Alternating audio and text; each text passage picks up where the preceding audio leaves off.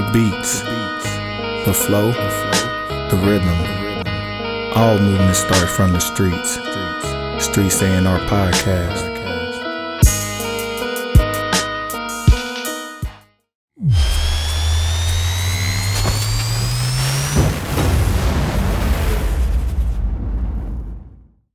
Well, man, it's been a good day. Yeah, I say that every day because I'm still here to say it's a good day.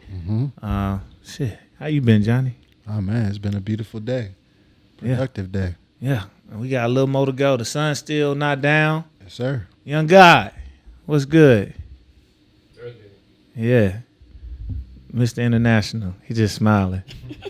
We got a Mr. International that ain't been nowhere, so we got to change it. We got to make him earn that rep. We gonna make him get that name. You know, fuck Pitbull. No, I love you, Pitbull. Why? You right. Sorry, Pitbull. We love you. Can we get some money? Anyways, we'll just stop rapping too. We just do worldwide podding. Fuck hip hop. No. Man, this is a good day, man. It's Streets A&R Podcast, and today, we got a good old guest. Yeah, a bubbly guest. okay. One of my favorite DJs out here. I seen that tag that said your favorite DJ's favorite DJ. Right. I'm gonna be 100 though. That's like every DJ's tag. Who started that? Did you start it? I don't know. You just did it. I just did it. It was in the air. It was in the universe. You took it. Pretty much because all my mentors are old DJs, and they're like, "What are you on?" And I was like, "Well, if I'm giving y'all music, that means I'm your favorite DJ then." So Right. that's what I went with. Poaching. Yeah, basically. Yeah, man. We got one of Omaha's finest on our way to legendary status. And one of the only DJ name that might be rivaling my shit. We got DJ Crabrangucci in the building. What's up, y'all? You giving your government? You don't got to. Shalice is the first name. Yes. You can have that. That's all you got. Got Crabrangucci, man. So I'm going to just start first. How the fuck you come up with that? What was that from? Talking shit, honestly. So I had like a list of fake DJ names in my early 20s. Like I had Thought Pocket instead of Hot Pocket. Shit would have worked right now. I know. You know what? Whatever. It's fine. I got a good one. So I was in Arizona at this restaurant and they had like $15 crab rangoon. And I was like, okay, like why is this, like what is this, luxury crab rangoon? Like what is this Crabrangucci? And it ended up on the fake DJ name list. And so when I started DJing, I was going by my name because I was like, Shalice is a cool name. Like, but no, people kept calling me Crabrangucci and it just kept going. So I was like, well, it's what the market wants. So if it markets itself, sold. Man, that's funny. So we just need Gucci to pick this up and put some crabs on their shirts, and they owe you some money. They do. 6 points. They do. I'm out here. Just give me some Gucci linen, yacht. I'm good. I don't need any more than that. We talking linen dress, linen old folks top and bottom. What we talking? Like basically like yacht linen. Like I'm trying to be on somebody's boat. Some Gucci linen, some slacks, nice dress. That's it. Oh yeah. So she know the vibes. I don't got no yacht money. Shit, we ain't got rowboat money. But we still ain't afforded our wait, P we yet. still ain't got a motherfucking P for hip hop. We still hip hoxing in this bitch. It look cool though. And like, oh y'all was like fuck the system, sure. Sure, my guy. Ran out of money. We ain't got the money. Y'all give us some money, subscribe. Anyway, so just real quick, what's your background in DJing and music, and how'd you get into this? So I think I've been DJing like not knowing what it was until I look back, because when I was in high school and MySpace was around, like I was the one that was like searching through all the music pages trying to see like what's New York doing, what's LA doing, what's overseas doing.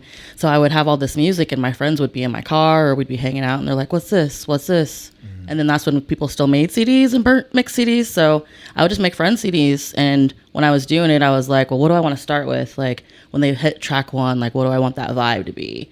And so I would carry that vibe through each song. So it was like I was mixing, but like not DJ mixing. So basically it was just like a love for music and giving people music, and then getting older and going to clubs and going to raves, going to parties, and all these DJs were like, what are you listening to? Like, I see what you post and what you select or what you share.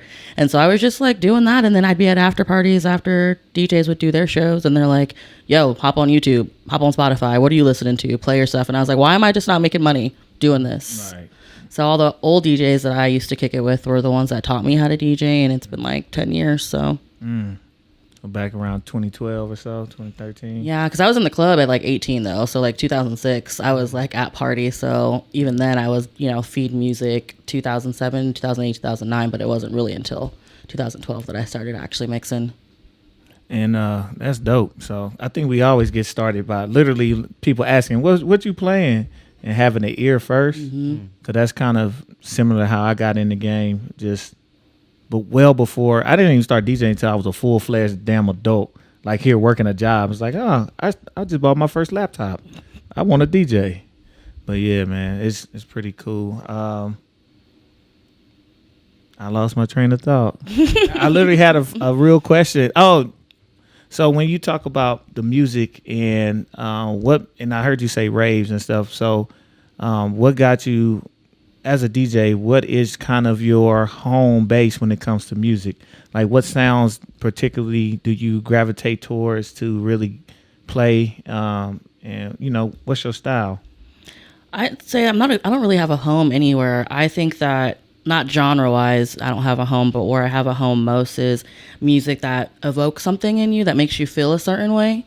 And, that could be a house song. That could be, that 4 to the floor sort of beat that makes you feel that like sort of like heartbeat, or it could be like old funk and soul classics that grandma used to play, or it could be indie rock from the MySpace days. So I think my home base is mostly just finding music and playing music that makes you feel that tinkle when you listen to it. Man, no, I hear you. I don't know, I ain't gonna lie, I have a home, unfortunately. So I ain't gonna say stick, but I grew up hip hop, but I grew up neo soul, and I grew up Nigerian high life music. Okay. So I automatically gravitate towards different sounds, whether the Afro beats, the reggae, which Afro beats ain't nothing but African house. So it's kind of cool. So I get a mixed bag as well. I recently got jumped in the country. At a wedding that I had. I had to do 2 country weddings. So, what's his name? Man, is it Luke Bryan? Oh yeah. Man, he kind of go hard. I ain't gonna lie to you. Listen, the country influences these days, like they are crossing over into some stuff where I was like, I love all music, but it kind of took me a little bit to kind of get into, because I was like, this is kind of some stuff that I can't figure out where to go with it. Like, am I like country back roads? Am I like Nebraska on 30th Street? Like, what am I doing with this mix of music? But it sounds good. Still kind of not my thing yet, but it could change. We'll see what happens. Yeah, I got a homeboy who was here who kind of blew up in the last year. Paul Kaufman. Have you heard of him? He was. I went to high school with him, and he just performed at the Slowdown, and it was kind of interesting because he was here last year at a little dive bar, did a couple nights, and then he sold out the Slowdown like weeks in advance. I'm saying. I'm like, dude, I seen his billboard in New York. I'm like, yeah, this is the same Paul I went to high school with. He got this big burly voice until you talk to him. He's like, hey, Jicky. You're like, yo, what the fuck? That shit funny, though. It's good. That's his singing voice. He making his money. Cocaine country dancing. Okay. And Big Velvet. Add those to the playlist. I'm about to. Cocaine country dancing. All right. Let me put that in the repertoire. Yeah, that's it's right up there. It'll get them going. Oh my God, I can't. They got the...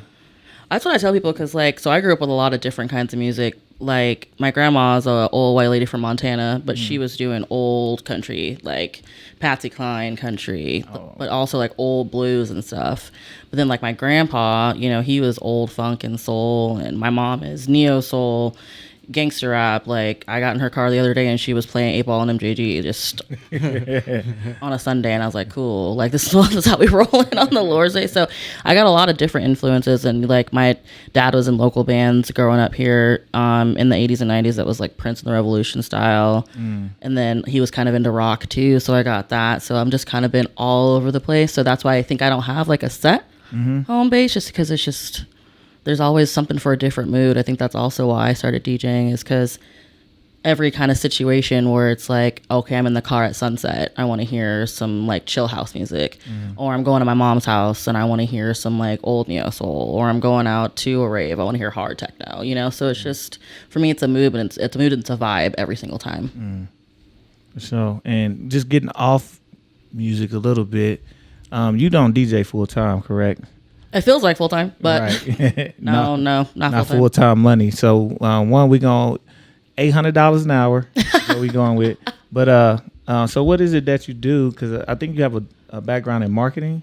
Yeah, so I work for the Omaha Symphony, actually. So I'm their assistant director of sales and marketing. So basically, I do all the like campaign planning, the event promotions when we have guest artists come through.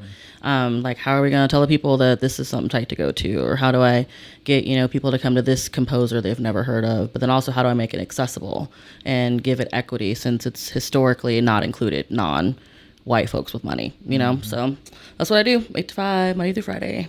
That's what's up.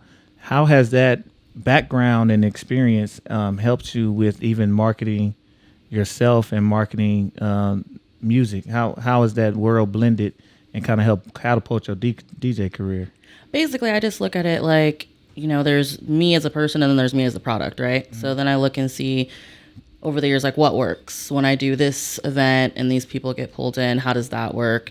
How do people, you know, attract to it? How do people, I guess, kind of like feel about it? And then I kind of run with it. So if I know that, you know, people love this sort of event or style, I'll do that more often. But also with it too, it's just like, I don't even think I really like market myself, as opposed to just be me for the most part, because I think people already kind of drive with that.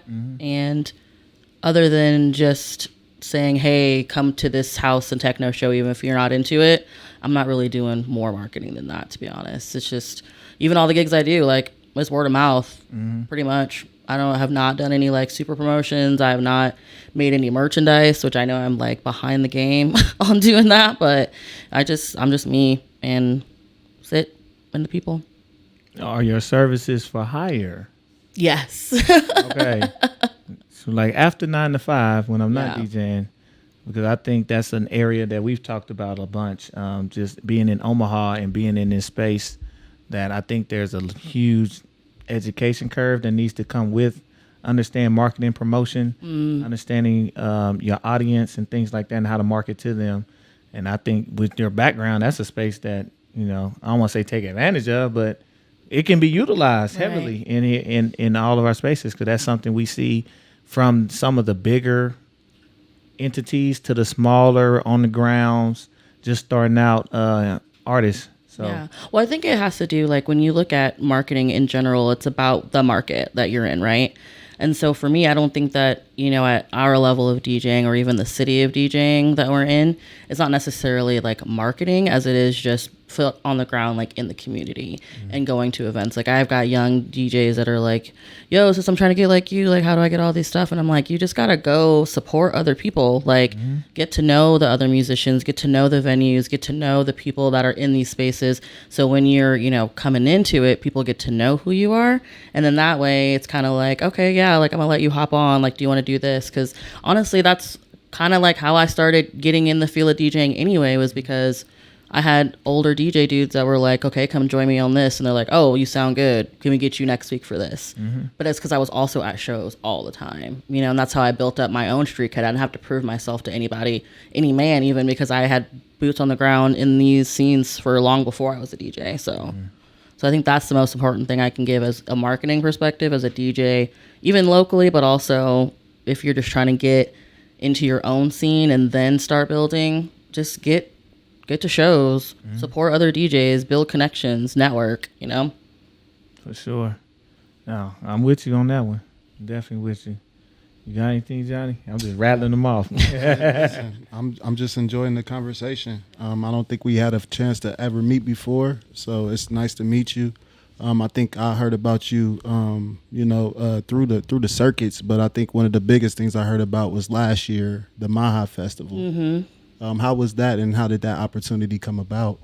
So, like, another backstory to like my whole DJ career too is I was also a music journalist for 5 years. Okay. So I have always kind of been, again, intermixed in the music community. So I have a lot of like connections and contacts with people that throw all kinds of events, honestly.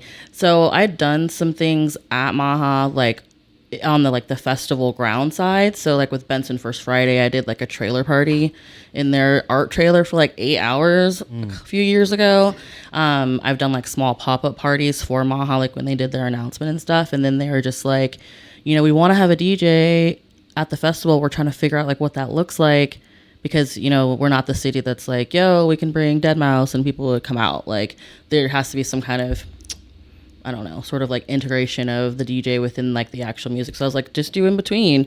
If people aren't talking, like do a in between DJ. And they're like, well, we've been trying to get you anyway, so why don't you just be our guest DJ for the festival this year? So Yeah, no, that's dope. And as far as marketing, like how did you get into that field? Because a lot of times with the creative minds, like there's this separation between left brain, right brain, convergent thinking, divergent thinking. How did you kind of get into the space of marketing? Just being a duality as a person, honestly, because I have that creative side, but I also have that rational realism side where I'm like, okay, like I'm not a rich white kid with money. Like I don't come from, a trust background. So I can't just be like, yo, mama, be an artist. Just like support me, So for me, it was just knowing that business and a world of capitalism is going to be here and getting in that, because that's, I think, where the safeness is as an adult, is being involved in some kind of business sort of brain. So I just went to school for it, sales and marketing.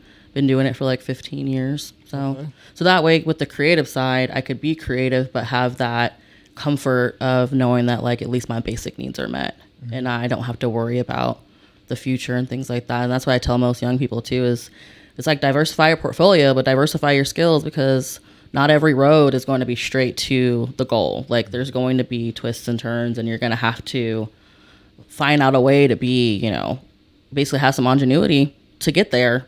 So just keep at it, but just do a lot of different things, so that way you're not struggling that much, Yeah, no, that's fire. And as far as, I think one of the biggest things that you talked about earlier was like networking. How important is networking, and what advice would you give to somebody who's lacking in that area of networking?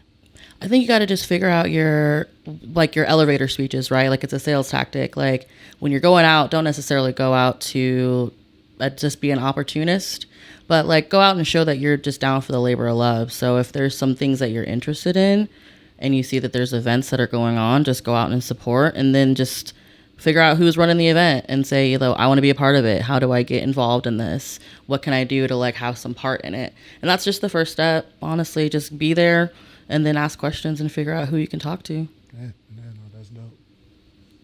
Yeah, for sure. So you are a female DJ.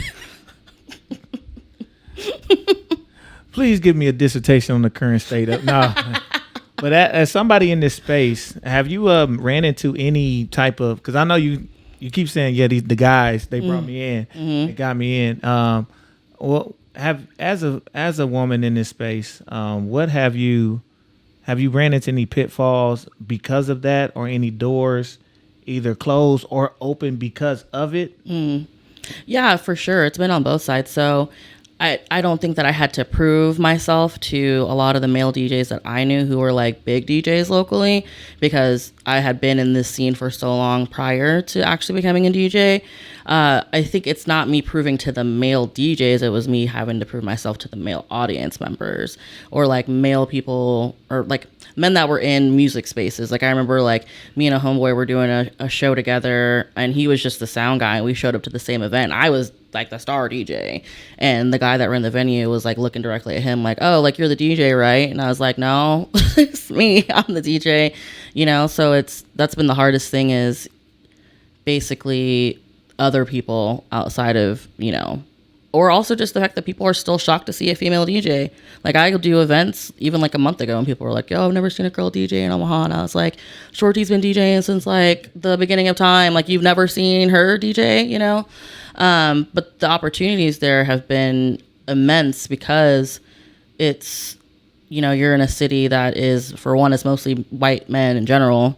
So that's like the huge demographic of, male DJs. And then it's just like there's not a lot of active women DJs too. So overcoming that, being not only like, a female, but also a black and brown female in this space is, been kind of a good thing because people are like, we're trying to get away from like cisgendered white dudes in general. So if we can get you into this LGBT event, like even though you're not in the community that way or you're not queer identifying, you are at least, closer to the goal essentially, but then also just with experiences with like Omaha Girls Rock where they're like, can you do a showcase so you can show girls that like you don't have to look a certain way or be a certain guy or whatever to be a DJ, like because you can't be what you can't see, right? So I think that's kind of been the benefit of being a girl DJ locally. That's what's up. I think also just for most people in like not technology advancing probably helped a lot of us, so we don't got to carry no damn crates around because those shits are heavy. Right, I'm not. I've done one vinyl set, and I was like, y'all got me for 30 minutes. I'm bringing like 10 records. I know exactly what they are, and y'all are just going to get what you get. That's it. Yeah, those are rough. So thank you for the advancement in tech, Serato. And, right. DJ for all of them. So what are some of the, I think, when it comes to like events, what are some of the ones that you kind of relish to do the most? Like what are the ones that kind of light you on fire as a DJ? Like what is it that you see? If you could do this, you'd be set for life. Like that's the shit I like to do. I love to do. That's hard because a part of me really wants to say like those small community events that bring us all together, but like my ego's like big productions, like like College World Series, Maha, like opening up for artists, like that to me is it feeds me a different way than the smaller events do, but it feeds me into like I'm here and like I've worked hard to get to this spot and like I'm doing these big things, so I do love the big productions because now that Drake's in the house music, book me, dude. Like, Let me open up for you. Let me do big festivals because that's like, that's kind of where we're all trying to take it, right? All right, for sure. I know one of my dream gigs is I just want a good 20-minute set of black mosh pit shit at Afropunk. Hell yeah. Like, that's it. I got a whole, it's going to be a lot of hip, but it's like hardcore bangers ready to fly. And that's something I just want to do. That's like on my bucket list. Like, give me a set. Let's do it. Just one big set. Let's pitch it. We can make it happen because I'm down for that too. Hey, listen, we got two of us, so we need 40 minutes, and we going back and forth, and we going to give them a breather for about 30 seconds in between, and it's going crazy. I better drink some water. Slow down on the pills. Water, Gatorade, and oh no, I can't. Johnny told me not to throw all my ideas out because I be having all kind of shit ready to go. Don't, because people will take them in a heartbeat. Right. But we got some shit we working on. But what is your? Speaking of Drake, and this, I kind of want to just the state of music right now.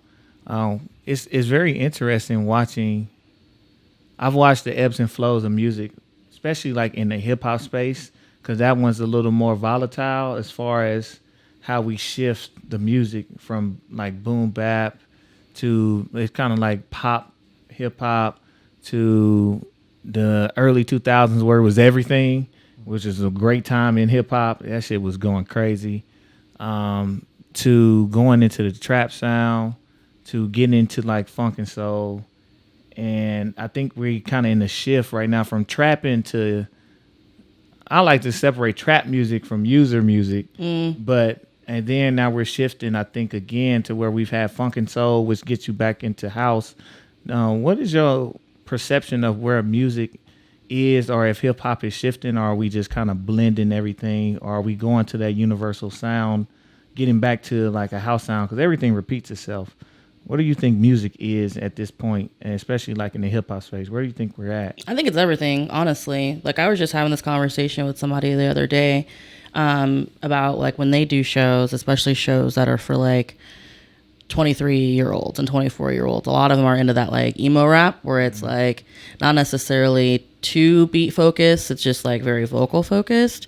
And to me, it reminds me of like kind of being an emo kid in my teenage years, listening to like My Chemical Romances and Linkin Park. And it's like that kind of like language of being angsty, but it's now in hip hop.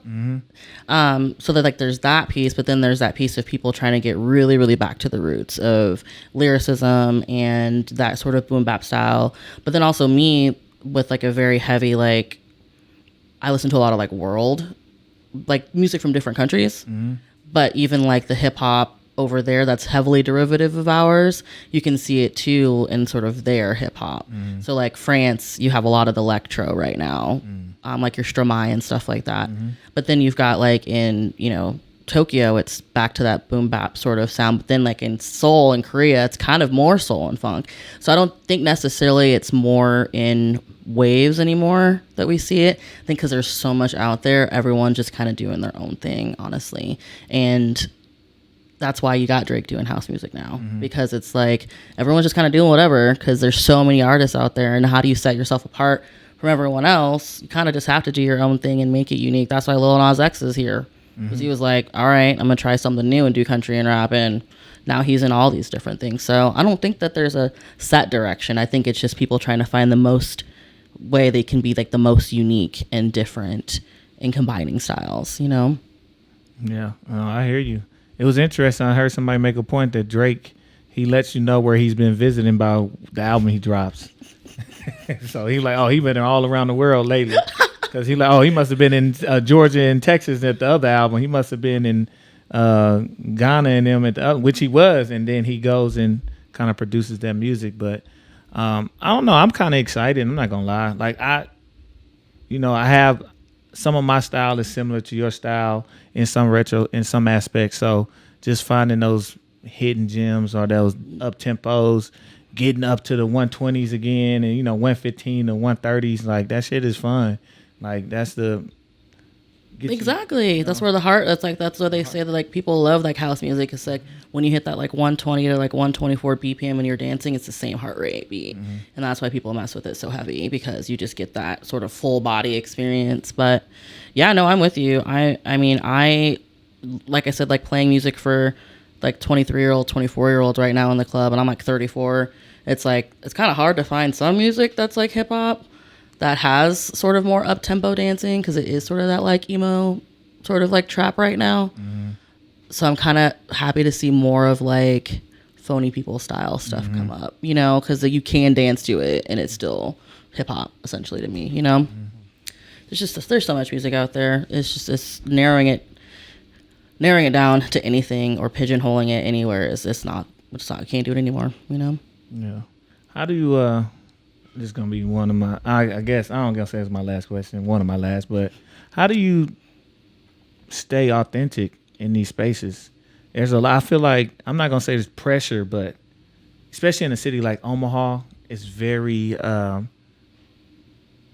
it's slow in the regard of catching on, and also slow in the regard of catching something new and fresh that you haven't experienced. We don't move on things we don't know. And that's a city thing. You can tell by our design, all that. Right. We don't move on things we don't know. Right. How are you able to kind of stay authentic and make your way as a kind of a trailblazer in a sense, and how you DJ and the music you decide to play?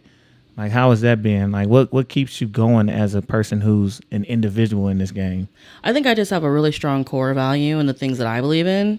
And so when things don't jive, because I'm always authentic and I don't ever have like bad energy around me. You can't say that, Crabrangucci's out here doing this in the streets. There's like no bad things around me, that when I say something and I do something, people kind of take heed in that, because I'm always real, even if there's things that like people may not agree with that I say. It's just like, that's just what you're gonna get. Like in this day and age, there's no point in being fake. So authenticity wise, it's a wide game for me, because I'll be down at Culture House playing shows, but then I'll be at West Shores out west in rich white peopleville playing things, and I'm nothing if not honest. Like I'll have people that are like, yo, can you play Ignition by R. Kelly? No, the hell I will not. And then I have to tell them that this is why. And if you don't like it, that's fine.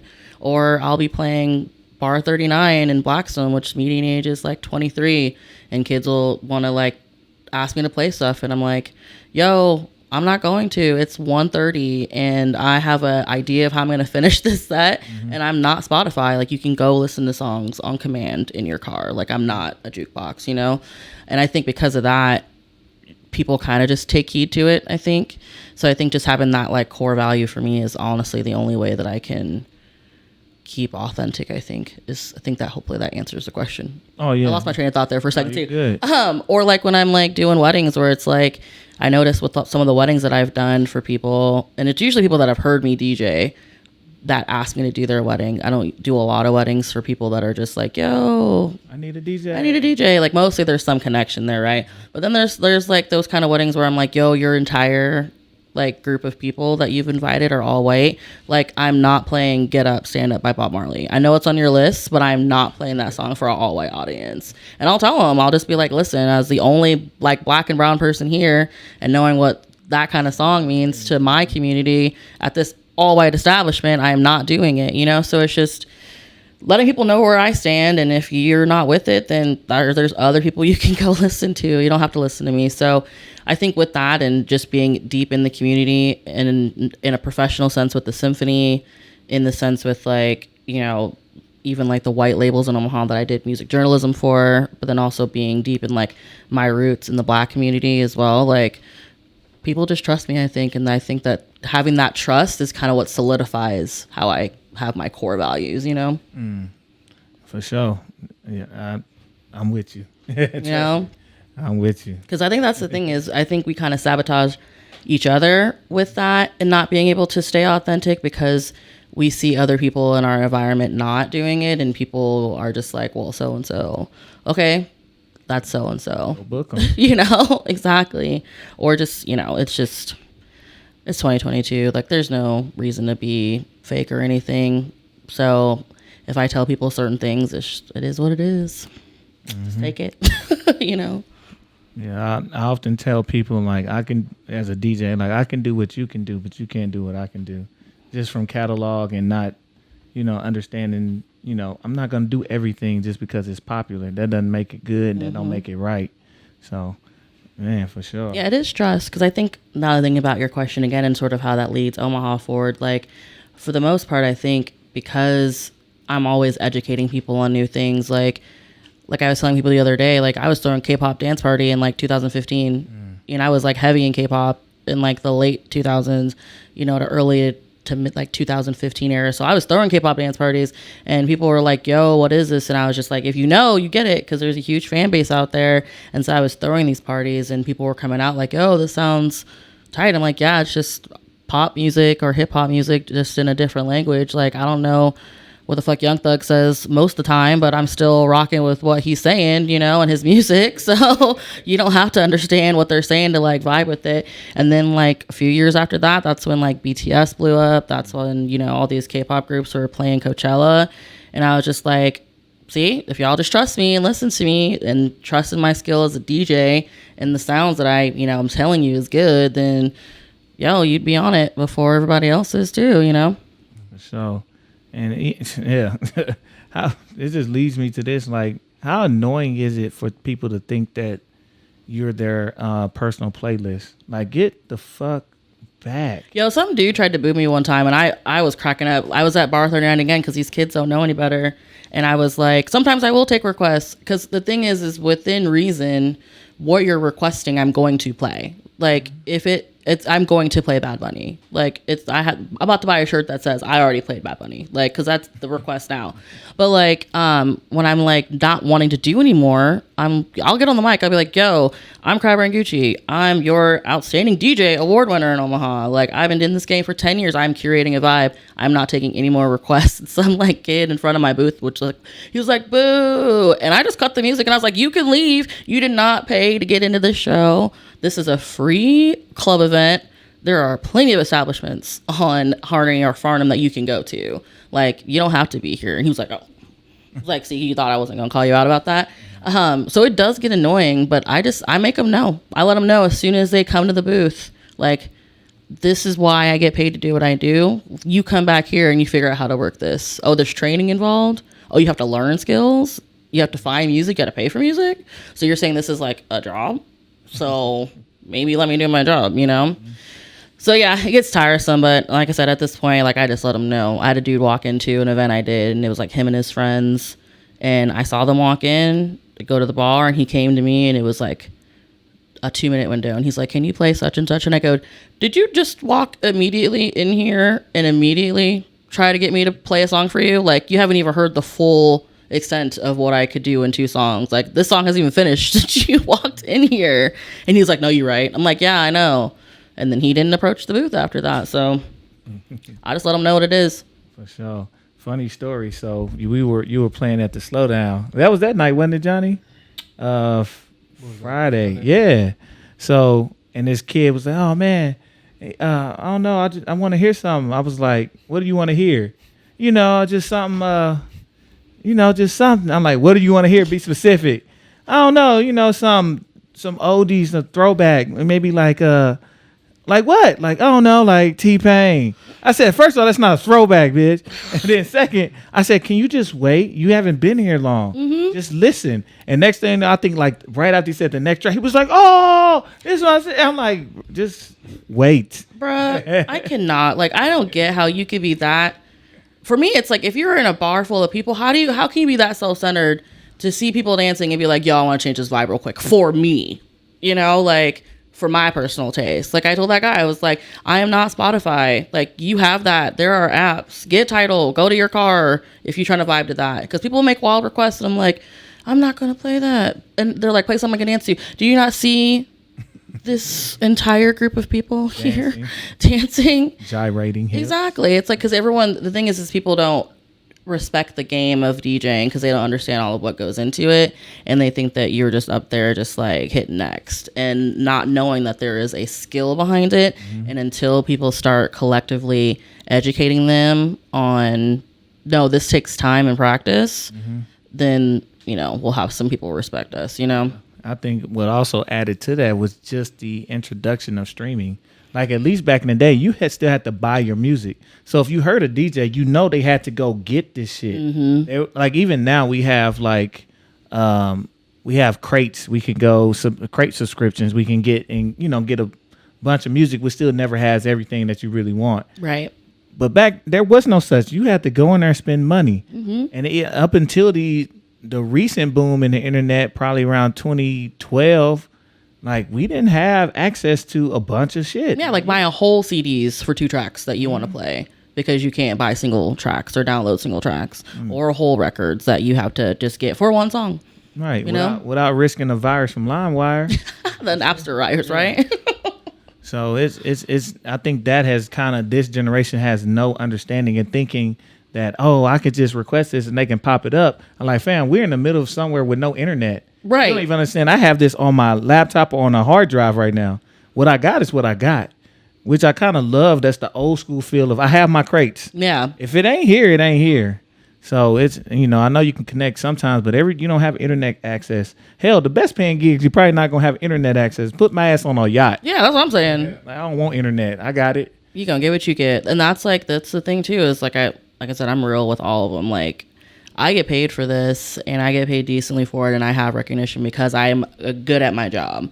So, like, let me show you how good I can make this happen, So, and I only do that at, again, like those crowds of young kids that just have never been anywhere, mm-hmm. and they turned 21 during the pandemic, so they're just getting to that point where they're like, okay, this is what club culture is like. So it's just me being old auntie yelling at them like, no, this is not what we do out here. You respect the DJ.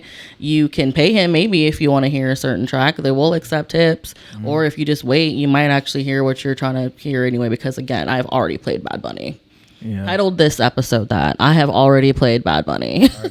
Got you. It's done. I already played Bad Bunny. Played Bad Bunny because that was the only dude that requested something at CWS. Oh, really? Yeah, some dude. I was like, let me get my glasses on because it was on his phone, and I was like, I bet you it's Bad Bunny. And as soon as I walked up, it was Bad Bunny, and I was like, the hold that man has on every demographic right now is like insane. It's crazy, man. It's crazy. Luckily, I play the hood club sometimes, so I don't get no Bad Bunny requests. But nah, shit, I got it in the tuck. Best believe we got the whole CD. Just you wait, because Drake did a song with Bad Bunny, so Just wait. He's about to bust out his reggaeton album. Oh. I'm telling you. You think that was year. next? 100%. It has to be. That's one of the few things left. Exactly. That is it. Because, you know, when he did like the Control album, that's when he was like in his patois feels for a little bit. Like he's getting into it. Because that's like the most played genre, I think, of the last couple of years has been reggaeton. So, you know, he's about to pop in. Just wait. You got to go get that bag too. Hell, matter of fact, we're going to call it him and Bad Bunny. When he does, they're going on tour together. And it's going to be the biggest shit in the history of music. Listen, the aliens, if they're here already, they are booking tickets to that show. They are coming through for that show in particular. Elon Musk is getting them on the spaceship. It's happening. I bet you. Yeah, man. You got anything for us? We just... Nah, man. I think that, you know, the flow of the conversation is where yeah, it's at, man. Shit. Before we get out of here, I got to ask, what does Crab have coming up? What you pulling out the bucket? What you got coming up? Shows, gigs, what we got? I have to think about it because my schedule is Let me pull out it's mine. deep. I know. I'm trying to think without being that person that's like, let me check my calendar. I mean, I got a bunch of stuff coming up. So I do stuff with Benson First Friday every month. So again, if you're trying to get into community and figure out where the arts are and where Omaha's going, like Benson First Friday outside of Culture House is like the other place that I would say follow their lead and see what they're doing. So every first Friday in Benson on Maple Street, I'm there doing stuff either with the community or DJing. So that's at Shakedown Street. That'll be Friday, July 1st, or again, any first Friday of the month. Trying to think. So many things coming up. The symphony stuff's coming up too. So that's also at the forefront of my brain. Right. Barther and I'm there twice a month. I'll be in Benson at the end of July, like July 23rd. I'm doing Henry Dorley Zoo's annual fundraiser, so I'll be DJing at Desert Dome. So, You playing all Arabian? What we doing? yeah, right, exactly. I'm playing all the deep Bollywood. deep Bollywood cuts in the Desert Dome. Women Who Run Nebraska, I'm doing their fundraiser coming up too. So like that's the mix, the big productions, but also the community stuff that like I kind of vibe with, where it's like, what's a unique thing? How can I bring my talents to better the community or people? So I think those are my two major ones right now. Gotcha. Are you on Maha this year? No, I wish, but you know, you can't have like the same band every year on every festival. So No, just as a request for Johnny, we got to get backstage to meet Princess Nokia. Listen, I'm already on that for my sake. So if I get it figured out, I will let y'all know. We'll get it. We'll make it happen. But there's also only so many places she can kick it outside of Omaha. So we're probably going to see her. Right. Yeah, it's Omaha. It's Omaha. Like someone's going to be like, she's like, where should I kick it? And she's going to end up somewhere we already know. So I got my finger on the pulse. I'll let you know. Yeah. If I see her, I'm going to just send a mass tech. Not mass. It's going to be about 3 people. Like, here now. Right. We'll see. I don't know. That's what they need to get better at doing too, is like backstage access. I think Maha hasn't really figured out a way to do that yet. Because even when I played last year, it was like they had their VIP section that was close to the stage, but usually you can get like backstage meet and greets occasionally at other shows, but I don't think they figured out that part yet. So, but nope. Hopefully I'll be there in maybe a few more years. We'll see. For sure. Just have the whole Crabrangucci like hour block where it's actually just me DJing, you know? Yeah, man. Not that in between shit kind of pissed me off. I'm not gonna lie. I was like, because they didn't tell you every time they were coming up to speak. Exactly. I was there with Ed. Yeah. Like, this is just a mad weird right now. But well, I even told them too. I was like, what they need to get better at is like when we did the year of the trailer, where they actually announces there's dance parties on, you know, because when I went to Fuck Yeah Fest in LA in 2017, they had is the LA Coliseum, so they had like the main big stages, and then they had like the inner ring section where there were DJs that were throwing dance parties like as other sets were going on. So I was like, I went from like this Berlin DJ that I love, he was DJing, and then I went from there to Majid Jordan, and then I came back and saw another DJ that I liked that played, and then I went to Erykah Badu after that, you know, and I was like, that's tight. Like that way people have those pockets, and I think that's why they're doing the silent disco now. But I think they need to do like a real like just section of dance party. So if you're not, you know, interested in 2 people all together, 2 artists back to back, you can at least go to a dance party. You know. So she just gave him the sauce. Yeah, They ain't gonna take it. I know her there. See, Emily, you better not take my idea. It's recorded. We got timestamps. Good. Got timestamps. But man, I definitely appreciate you coming and dropping some everything, some wisdom, some convo, man. I greatly appreciate it, man. You like a super dope person. Like, you know, like you like, I don't got too many people who I want to be friends with, but you like the type of person where you like, yeah, you'll be a real cool homie. Yes. Like, you know, like you got perspective, you analyze things, you a thinker, you observant, like, and you witty. So thank you. Yeah. That's in my LinkedIn bio, all those things you just said. Oh, that was you with the Clubhouse bio, putting all this extra shit. I'm witty, I'm a thinker. Exactly.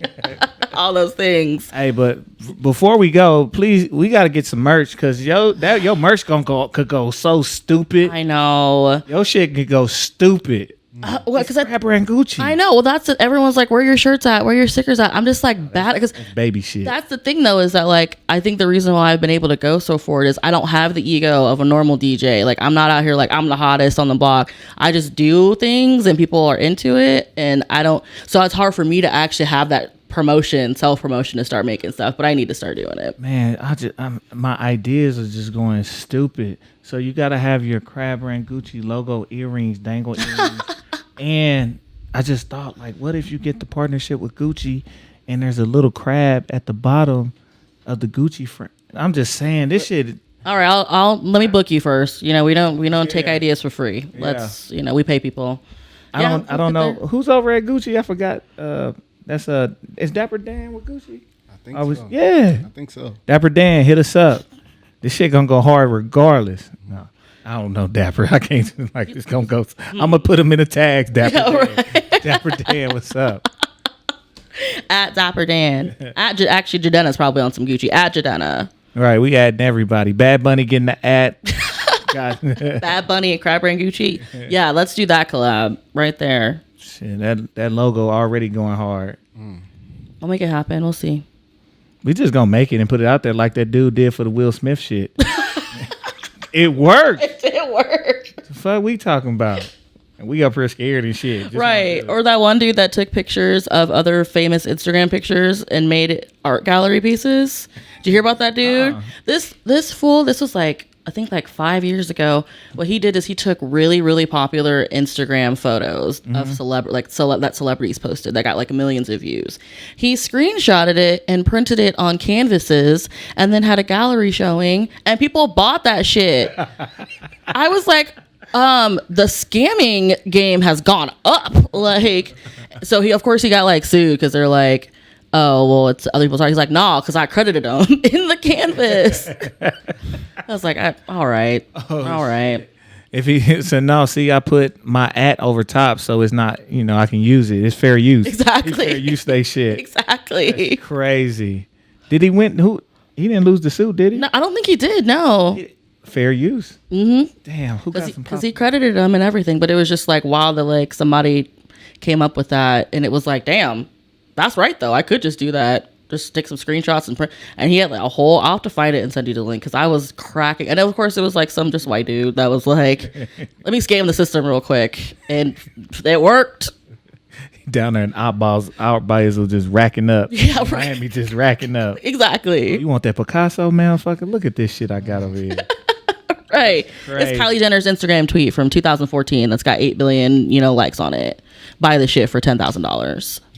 Because after that, like the way art works is that because it was such a big deal, it went up even more in value because it was a thing around it. It's just, bro, I could go into a whole conversation about how the art world is just raggedy, but.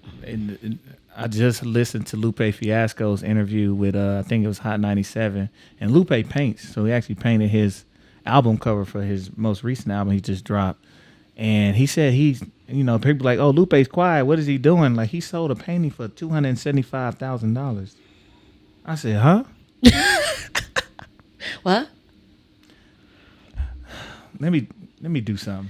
Listen, there's a lot to do with it. There's a whole money laundering idea behind how art works, and that's why it's so expensive. Like I was just like deep in a book about like money laundering in the art world and why things are priced so expensive, so because like even look at Banksy when he even did that shredding picture, he was like it got more like value after I was trying to prove a point of y'all not selling my shit. Right.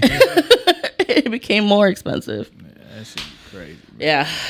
Man, but it was a lovely conversation. As always, we always have a good ass time with you. I ain't gonna lie, I always have a good time talking to you. I'm not gonna lie. We usually talk shit too. So We left the shit talking alone today. Just because the camera's on. As soon as the camera's off, fuck you niggas. Yeah, exactly. I got some shit to say. Patreon event. That's on Patreon exclusive. That's a Patreon exclusive. We might not blank y'all names out. Okay, you get a free Crabrangucci shirt. Subscribe to the Patreon. Get money. 2024 Crabrangucci shirt. Get it now.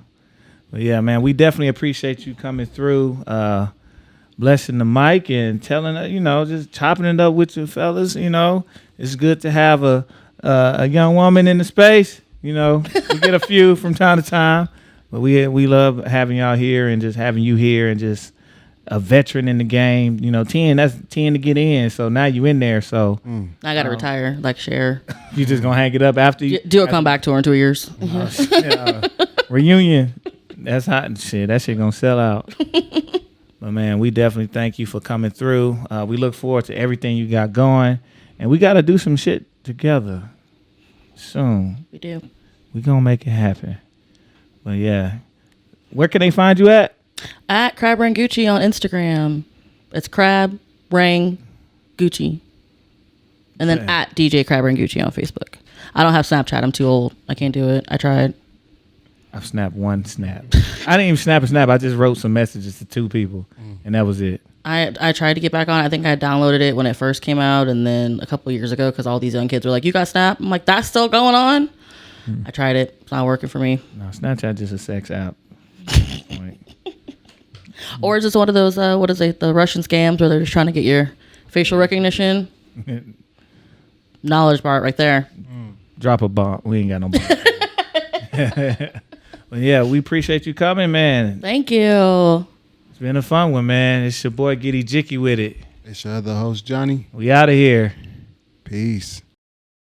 The beats, the flow, the rhythm. All movement starts from the streets.